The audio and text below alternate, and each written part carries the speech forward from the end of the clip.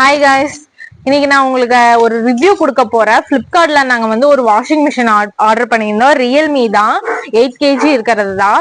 Order பண்ணி வந்து எத்தனை 10ஆம் தேதி ஆர்டர் பண்ணோம், 11ஆம் தேதியில ரிட்டர்ன் வந்துருச்சு. ஆனா அதுல வந்து ஒரு பெரிய சம்பவமே பண்ணிடுச்சு பிளிப்கார்டு. நான் பெருசா ஆர்டர் பண்ண ஃபர்ஸ்ட் டைம், இப்ப எனக்கு புஷ்ன்னு ஆயிருச்சு. அதை நினைச்சாதான் எனக்கு கஷ்டமா இருக்கு. 13,000 ரூபாய் என்னமோ லாஸ் ஆயிருக்கு. யாராவது 13,000 ரூபாய்ல 12,400 ரூபாய் சம்திங். எக்ஸ்சேஞ்ச் வேற நாங்க போட்டிருந்தோமா, ஒரு வாஷிங் மிஷின் வந்து ஒர்க் ஆகாம இருந்துச்சு. அதை கொடுத்து இது வாங்கினோம். 650 ரூபாய்க்கு அதை எடுத்துக்கிட்டாங்க.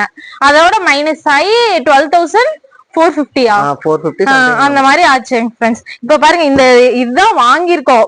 உங்களுக்கு ப்ரூஃப்ல காமிக்கிற பாருங்க. பிளிப்கார்ட்ல தான் வாங்கியிருக்கோம்.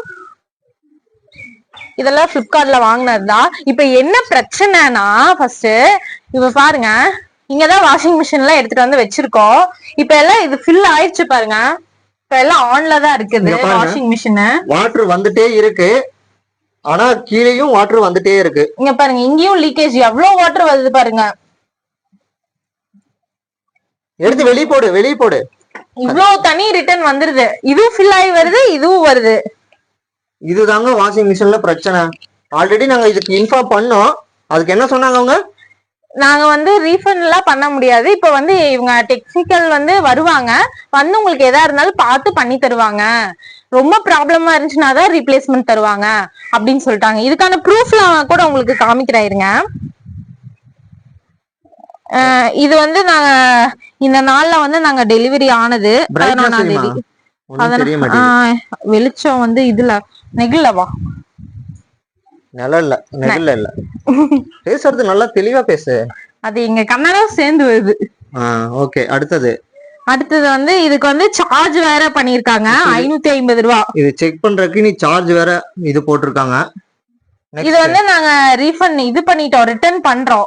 ரிட்டர்ன் பண்றதுக்காக இது பண்ணோனையும் அவங்க ரீஃபண்ட்க்கு 550 ரூபா வாங்குறாங்க. 550 ரூபா. இது இல்லாம பிக்கப்புக்கு வந்து ஒரு 100 ரூபாய் எக்ஸ்ட்ரா வேற போட்டிருந்தாங்க. அப்படியா? அதெல்லாம் எனக்கு நீ காமிக்கவே இல்ல. அது இந்த பாருங்க, இங்க இருக்கு பாருங்க. பிக்கப் சார்ஜ் வந்து ஒரு 100 ரூபாமா. அதெல்லாம் சேர்ந்து எங்களுக்கு 650 ரூபா. வாஷிங் மிஷின் வாங்குனதும் இல்லாம இவங்களை பிக்கப் பண்ணற, டிராப் பண்ண, இவங்களுக்கு லஞ்ச் டின்னரு எல்லாத்தையும் நம்மளே சேர்த்து கொடுத்துட வேண்டியதானே. ஆக்சுவலா இதுல நாம ஆன்லைன்ல வாங்குறது பெஸ்டா இல்லைங்களா? நீங்களே சொல்லுங்க. நாங்க பிளிப்கார்ட்டை நம்பிதான் வாங்கினோம். ஆனா ரிவ்யூ எல்லாம் பார்த்து எத்தனை ஒரு மாசமா செக் பண்ணிட்டு இருந்தேன் ஃப்ரெண்ட்ஸ். எல்லாமே ரிவ்யூ எல்லாம் செக் பண்ண ஒரு 3000 பேர் எல்லாம் வாங்கியிருந்தாங்க. ரிவ்யூ எல்லாம் போட்டிருந்தாங்க, சூப்பரா போட்டிருந்தாங்க. நீ ரிவ்யூ பார்த்ததுனால இந்த மாதிரி ஆச்சுன்னு நினைக்கிறேன். அது நான் ஃபர்ஸ்ட் டைம் வந்து பெருசா ஆர்டர் போட்டா, இப்ப பெருசா ஆப்பும் சேர்ந்து எனக்கு வந்துருச்சு. என்னதான் பண்ணலாம் சொல்லு. என்ன பண்றதுனே தெரியல எனக்கு. வாஷிங் மிஷின் நம்ம ரெடி பண்ணி முடிக்கிறதுக்குள்ளேயே இதுக்கு இன்னொரு 10,000 செலவு பண்ணுவோம். இன்னும் ஒரு 1000 ரூபாய் செலவாகுன்னா எனக்கு தோணுது.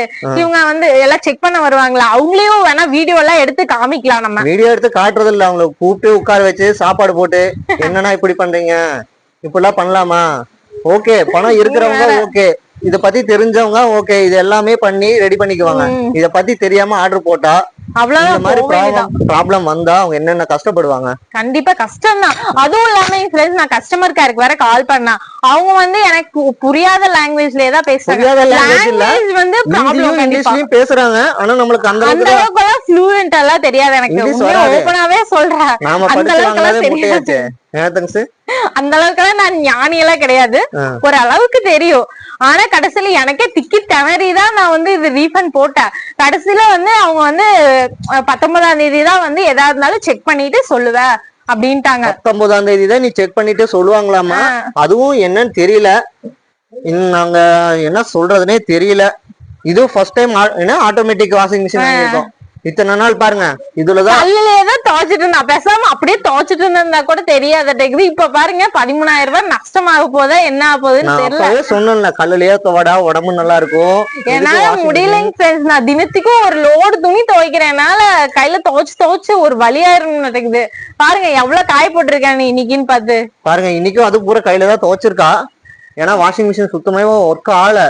நாங்க திரும்பியும் உங்களுக்கு போன் பண்ணி கஸ்டமருக்கு அதை கூப்பிட்டு ஐயோ உயிரை வாங்கிட்டாங்க. ஏன்டா ஆன்லைன்ல ஆர்டர் பண்ணி வாங்கினேன்னு ஆயிடுச்சு. ஒரு அரை மணி நேரம் அவங்க கூட பேசியே கடுப்பாயிருச்சு.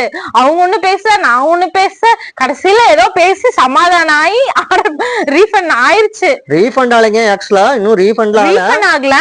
அப்படின்னா வந்து சரி பண்ணி தர்றேன் அப்படின்னு இருக்காங்க. பண்ணுவாங்களாமா?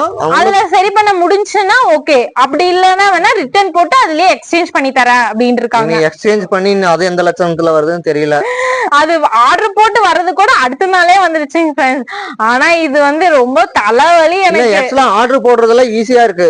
ஒரு 5 நிமிஷம் அந்த செகண்ட்லயே ஆர்டர் போட்டுரும். ஆனா அது கரெக்டா ஃபங்க்ஷன் ஆலனா எவ்வளவு கஷ்டப்பட வேண்டியதா இருக்கு. இதுவும் எங்க வீட்டுக்காரர்கிட்ட சொன்னேன், 12ஆம் தேதியே நம்ம செக் பண்ணிடணும்ட்டு.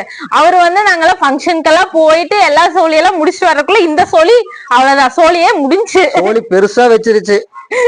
ஆப்பே பெரிய ஆப்பா எங்களுக்கு வச்சிருச்சு. அதுதான் இனி எல்லாம் எதுல ஆர்டர் போடுமோ பார்த்து பண்ணுங்க.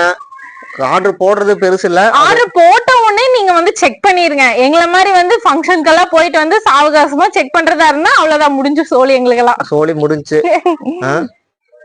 நெக்ஸ்ட் இனிமேல பண்ணும்போது கொஞ்சம் மட்டும் எங்கள மாதிரி எல்லாம் இருக்காம உங்க ஓகே அங்க வா, நம்ம இந்த டேங்க் இருக்க தண்ணி பூர் நீ தீத்துருவ போல. ஆமா, நம்ம வாஷிங் மிஷின் நாங்க வாங்கின வாஷிங் மிஷினுக்கு இங்க பாருங்க, இதோ தண்ணி மட்டும் போயிட்டே இருக்கும். எத்தனை தண்ணி போயிருச்சு.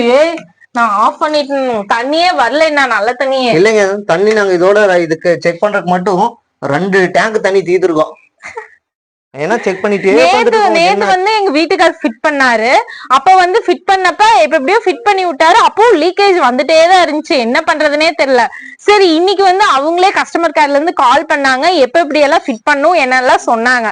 நாங்களே ஃபிட் பண்ணோம். கடைசியில பார்த்தா இந்த லீக்கேஜ் ப்ராப்ளம் வரத பார்த்துட்டு இவங்களே சொல்லிட்டாங்க, ஆமா இது வந்து ப்ராப்ளம் தான், நீங்க ரிட்டர்ன் போட்டுருங்க, ரிட்டர்ன் பண்ணிருங்க, ரிட்டர்ன் போட்டுருங்க, நாங்களும் இது பண்ணிடுறோம்னு சொன்னாங்க. ஆனா இவங்க எதுக்கு எனக்கு திரும்பி இந்த அமௌண்ட் எக்ஸ்ட்ரா அமௌண்ட் வாங்குறாங்க? இது நம்ம மேல ஃபால்ட் இல்லல்ல, அவங்கதான் ஃபால்ட், அவங்கதான் செக் பண்ணி தரணும். இது ஓபன் பாக்ஸ் டெலிவரி தான். ஆனா ஓபன் பாக்ஸ் டெலிவரினா என்னன்னு தெரியுமா? பாத்தீங்களா என்ன பண்ணாங்கன்னா ஒண்ணுமே பண்ணலைங்க. என்னென்ன நல்லா கரெக்டா இருக்கு, ஏதோ டேமேஜ் இருக்கான்னு மட்டும் தான் பாக்குறாங்க. எடுத்துட்டு வந்தாங்க, இங்க வச்சாங்க, வச்சு பாக்ஸ் ஓபன் பண்ணிட்டு எங்கேயா சுத்தி சுத்தி அதையும் உங்களுக்கு அட்டாச் பண்ணி விடுறேன். சுத்தி சுத்தி போட்டோ எடுத்தாங்க. எங்கேயாச்சும் டேமேஜ் இருக்கா அப்படின்னு நாங்க அப்பவும் கேட்டோம், செக் பண்ணுவீங்களா, ஓட்டி பாக்கலாமா அப்படின்னு. இல்ல அதெல்லாம் நாங்க பண்ண மாட்டோம். அவங்கதான் இன்சுலேஷன் பண்றவங்க தான் வந்து எதா இருந்தாலும் செக் பண்ணி பாப்பாங்க. செக் பண்ணி பாப்பாங்க கைஸ். அது என்ன, ஒரு ஹோல்ஸ் பைப்ல மாட்டுறதுக்கும் பவர் கனெக்ஷன் தரக்கும் மட்டும் வருவாங்களாமா. மத்தபடி அவங்க வேற எந்த ஒர்க்கும் பண்ண மாட்டான்னு சொல்லிட்டாங்க. பாருங்க, ஓபன் பாக்ஸ் டெலிவரின்னு என்ன, செக் பண்ணி எல்லாம் ஒழுங்கா இருக்கா, ஓடுதா இல்லையான்னு செக் பண்ணி தான் பாக்கணும். இப்போ அதுவும் இல்ல. கேட்டா இவங்க என்ன சொல்றாங்க, இதுக்கு இன்னொரு வேலை, அது அடுத்த வேலை. பாருங்க, ஒரு வாஷிங் மிஷின் வாங்கிட்டு எவ்வளவு கஷ்டப்பட வேண்டியதா இருக்குது. இல்ல அதுக்கு பேசாம நான் கடையிலேயே போய் வாங்கியிருப்பேன். கடையில வாங்கினா கொஞ்சம் ரேட் அதிகமா வருது. ஓகே, ஆன்லைன்ல பர்ச்சேஸ் பண்ணலாம். 5000 ரூபாய் டிஃபரன்ஸ் பண்ணுச்சு ஃப்ரெண்ட்ஸ். இங்க போய் கேட்டோம், நாங்க பக்கத்துல இருக்கிறவங்க போய் கேட்டோம். அவங்க எல்லாம் வந்து ஒரு 5000 ரூபாய் டிஃபரெண்ட் ஆயிதான் வருது. சரி, நம்மள ஒரு 5000 ரூபாய் சேவ் பண்ணலாம்னு சொல்லிட்டு தான் நான் இதுல போய் ஆர்டர் போட்டு எல்லாம் பண்ணோம். ஓகே கைஸ், இனிமேல் நீங்களும் பார்த்து வாங்குங்க, நல்லா வாங்குங்க.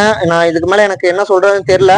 நாங்க இவங்க தராங்களா, ரீப்ளேஸ்மெண்ட் பண்றாங்களா, இதுக்கு மொத்தமா எவ்வளவு செலவாச்சுன்னு நெக்ஸ்ட் வீடியோல கண்டிப்பா போடுறோம். பாய் ஃப்ரெண்ட்ஸ், எல்லாத்துக்கும் பாய். பிளிப்கார்ட்டுக்கு சொல்லிடு நன்றி, கல்வி எடுத்து கும்பிடு. பிளிப்கார்ட்க்கு எல்லாம் ரொம்ப நன்றி, எங்களுக்கு பெரிய ஆப்பா வச்சீங்க. சரி, ஓகே பாய் ஃப்ரெண்ட்ஸ், எல்லாத்துக்கும் பாய்.